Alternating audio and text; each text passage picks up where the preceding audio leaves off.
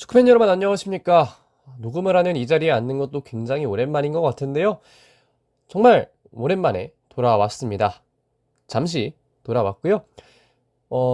사실 영상을 만들까 아니면 만들지 않을까에 대한 고민은 제가 들어가고 난 이후에 4개월 동안 굉장히 오랜 기간 했던 고민입니다.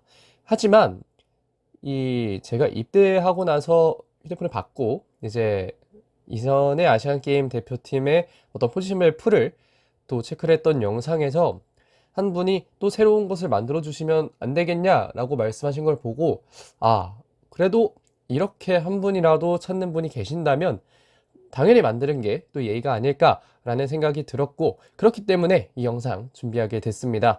골키퍼, 수비수, 미드필더, 공격수 차례대로 또 다뤄볼 예정이고, 만약에 제가 황선홍 감독이라면 어떻게 뽑을지도 또 얘기를 드리려고 하는데요. 그 첫 번째 영상은 우선 아시안게임 대표팀 골키퍼 진영의 마지막 체크입니다. 사실 지난 영상을 보면 골키퍼진이 아주 안정적으로 보이지는 않았습니다. 와일드카드에 대한 이야기도 지금 보면 23세 대표팀 출전으로 규정이 변화한 이후에 5개 대회 중 3개 대회에서 와일드카드를 사용했다라는 건 이전 영상에서도 말씀을 드렸던 내용인데, 근데 지금 보면 김정훈 선수가 전북의 넘버원으로 새롭게 떠올랐고, 이광현 선수는 부상에서 회복을 했으며 고동민 선수는 경남FC의 주전 골키퍼로서 출전 시간이 증가한 상황입니다. 사실 이전 영상 앞에서도 말씀해 드렸지만 고동민 선수는 시즌 중반 내지는 말미부터 이제 경남FC의 골키퍼 자리를 지켜왔던 선수고, 이광현 선수는 십자인대 부상에서 얼마나 회복했을지가 변수였고, 민성준 선수 역시 비슷한 상황이었으며, 박지민 선수는 프로 출전 시간이 아주 긴 상황만은 아니었습니다.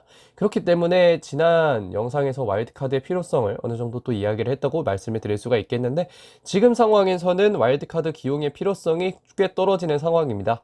강현무, 김동원 선수가 기존에 거론됐지만 최근에는 그 추세가 많이 줄어든 상황이고요.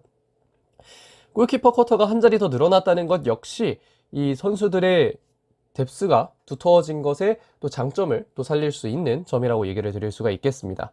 보통 아시안게임 골키퍼 자리에는 2명을 뽑아왔습니다. 하지만 한 자리가 늘어나면서 이제 경쟁 구도가 좀 더 편안해졌고 선의의 경쟁이 잘 일어날 수 있지 않을까라는 생각이 드는데요. 사실 이 영상을 만들고 얼마 지나지 않아서 아시안게임 엔트리 그리고 골키퍼 자리의 추가 이런 것들이 얼마 되지 않아서 발표가 됐지만, 이 기사를 확인했던 건 또 그것보다는 좀 지나서였습니다. 아시안 게임의 어떤 엔트리에 대해서 사실 신경을 쓸 겨를이 그렇게 많지는 않았습니다. 그 기사가 뜨고 한 달도 안 돼서 제가 들어갔으니까요. 그렇기 때문에 어떤 지난 영상과는 어느 정도 또 관점 내지는 이야기를 하는 스탠스에서 차이가 있을 수 있다라는 또 말씀을 드리면서 본격적으로 또 선수들을 한번 체크해 보도록 하겠습니다. 자, 2월 영상에서, 그러니까 다시 말해서 개막 이전의 상황에서 골키퍼 풀을 보면 경남의 고동민, 강원의 이광현, 인천의 민성준, 그리고 수원 삼성의 박지민 선수를 또 우선적으로 다뤄드렸었는데요. 현재 상황을 보면 크게 바뀌진 않았지만 김정훈 선수가 새롭게 들어오고 박지민 선수가 나오는 그런 모양새가 됐습니다. 김정훈은 시즌 시작 이전만 해도 정민기의 다음으로 기용이 될 세컨 키퍼가 아닐까라는 생각을 했지만, 현재 너무나 당연하게도 넘버원 자리를 지키면서 이 아시안게임 골키퍼 풀에 더 들어와 있는 선수가 됐다라고 또 말씀을 드릴 수가 있겠는데요. 과연 이 선수들이 현재 어떤 상황에 있고 제가 어떤 점들을 또 확인을 하고 있는지 바로 또 체크를 해보도록 하겠습니다. 자, 우선적으로 다룰 건 역시 고동민 선수입니다. 경남FC의 넘버원이 된, 굉장히 또 지난 영상과 비교하면 그 위상에 상당히 큰 차이가 나는 그런 선수가 바로 현재 고동민이라고 얘기를 할 수가 있겠는데요. 99년생으로 이제 좀 프로에서 자리를 잡고 가야 하는 시점인데, 그 시점에 완벽하게 본인의 자리를 어느 정도는 잡아가고 있다라는 생각이 좀 드는 선수가 또 고동민이라고 얘기를 할 수가 있겠고요. 지난 시즌보다 스탯은 굉장히 안정됐습니다. 특히 실점과 관련된 부분에서는 경기 수는 얼마 차이 나지 않는데 실점이 꽤 차이가 나는 그런 모습을 보여주고 있고, 다만 킥이 약간의 약점으로 분류되고 본인도 어떻게 보면 또 첫 풀시즌이 될 수 있기 때문에 그런 점에서는 본인이 약간의 약점을 노출을 하고 있는 것은 맞지만, 그럼에도 2023년 이번 시즌 동안 6.96이라는 좋은 평점을 받고 있는 것에서 미루어 보아, 그리고 제가 봤던 몇 가지 영상들에서 보아, 고동민 선수는 연령별 대표팀에서는 충분히 또 좋은 능력을 보여줄 수 있는 골키퍼가 아닐까라는 생각이 들고요. 황선홍에서는 뭐 아시안컵 그리고 6월 친선 경기 포함해서 4번 소집이 됐고 경기에도 꽤 많이 출전을 했습니다. 뭐 실점률도 0점대에 있는 그런 상황이고요. 그런 고동민 선수는 아시안게임 키퍼풀에서는 또 승선이 좀 유력한 선수가 아닌가라는 생각이 들고 있습니다. 자, 다음은 이광현입니다. 이광현 선수는 십자인대 부상에서 회복을 했고 이 이광현을 연령별 대표팀과 엮는다면 역시 빛광현이라는 말이 가장 또 잘 붙는 말이 아닌가라는 생각을 하게 되는데요. 2019년이었나요? 20세 이하 폴란드 월드컵에서 굉장한 선방 능력을 보여주면서 이광현 선수는 단숨에 또 일약 스타로 발돋움을 했습니다. 다만 그 이후의 과정들에서 뭐 아주 많은 경기를 사실 99년생 선수에게는 약간의 가혹할 수도 있겠지만 기대치만큼 많은 경기를 소화하지는 못했다는 게 살짝 아쉽지만 그래도 현재 있는 이 나머지 3명의 선수들 고동민, 민성준, 김정훈과 비교했을 때 연령별 대회 중 가장 큰 대회인 월드컵, 20세 이하 월드컵에서 좋은 경기를 보여주는 등 상당히 큰 대회 경험이 많다는 게 강점 중에 하나로 또 분류를 할 수 있겠는데요. 본인의 피지컬적인 단점은 반사신경 등을 키우는 등 해서 점점 더 뭐라고 해야 될까요? 피지컬로 인해 생기는 여러 가지 간극들을 메워주고 있는 상황이라고 얘기를 드릴 수가 있겠는데요. 올해에는 많은 경기를 뛰진 않았지만 굉장히 평점도 좋고 1점대의 실점률을 보여주면서 팀이 부진하는 상황에서도 본인 나왔을 때는 어느 정도 또 제 능력을 발휘해줬다라고 좀 얘기를 할 수가 있을 것 같습니다. 황선홍호에서는 정말 많이 소집이 됐었고 23세 이하 아시안컵 같은 경우에는 본인이 부상으로 인해서 뛰지 못했지만 6월 친선 경기에 복귀를 해서 또 좋은 경기력 보여주면서 이광현 선수는 고동민 못지않게 참 황선홍 감독의 신뢰를 많이 받고 있겠구나 라는 생각이 드는 그런 모습이 있고요.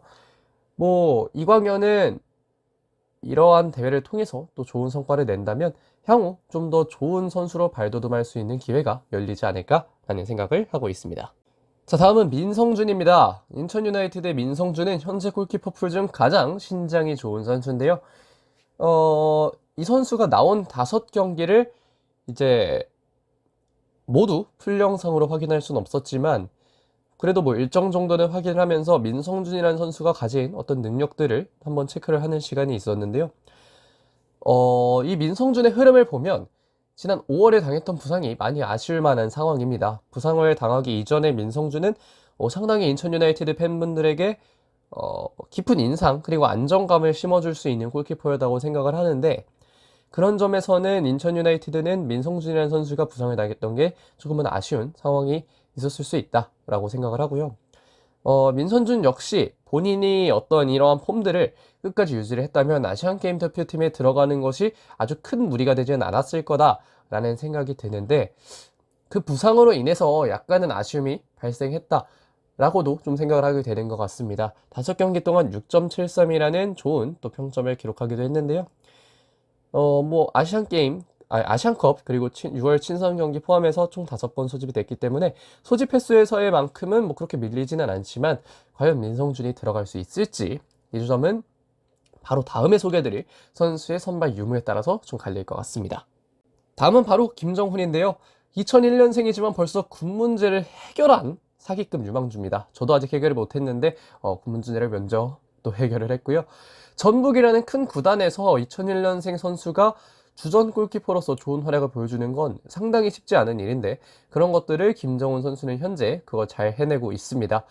2023년에도 19경기에 나서서 15개의 실점 그리고 8번의 클린시트를 기록하면서 평균 평점이 7.17 상당히 좋은 상황이 있는데요. 6월 친선 경기 포함해서 3번 소집이 됐고 황선홍호에서는 좋은 기록을 보여줬습니다. 현재 이 골키퍼 풀 중에서는 트랜스퍼마크트 기준에서 시장 가치도 가장 높은 상황에 있는데요. 김정훈 선수의 선발 여부는 이 군 면제가 된 선수, 군 면제라고 하긴 좀 그렇지만 군 문제를 해결한 선수를 데려가느냐 혹은 데려가지 않느냐에 따라서 상당히 좀 갈릴 수 있다고 생각을 합니다. 군 문제를 해결했다고 하더라도 어떤 안정감을 위해서 데려가겠다라고 하면 김정훈은 충분히 데려갈 수 있는 선수지만 군 문제를 해결하지 않은 선수들을 데려가서 군 문제를 해결할 수 있도록 하겠다라고 라고 한다면 김정은은 뽑히지 않을 가능성도 충분히 높은 상황입니다. 그래서 이 점은 좀 지켜봐야 될 필요가 있다라고 좀 말씀을 드리도록 하겠습니다. 자, 그렇게 해서 여기까지 아시안게임 대표팀 골키퍼 마지막 체크를 해봤습니다. 제가 지금 정보가 좀 많이 느립니다. 사실 황선우가 어느 시점에 이 엔트리를 발표하게 될지, 뭐 이런 것들도 아직은 제게는 좀 확인이 잘 되지는 않는 뭐 그런 상당히 좀 안타까운 상황에 있다고 말씀을 드리고 싶은데, 그런 상황에서도 최대한 많은 것들을 전달해 드리고 싶었고, 이 영상이 그런 것들을 모두 전달할 수 있을진 모르겠지만, 이후의 영상들이나 많은 것들을 전달 드리겠다는 일념하에 또 만들어서 여러분들께 제공을 하도록 하겠습니다. 자, 그럼 이번 영상은 여기까지 하겠습니다. 고맙습니다.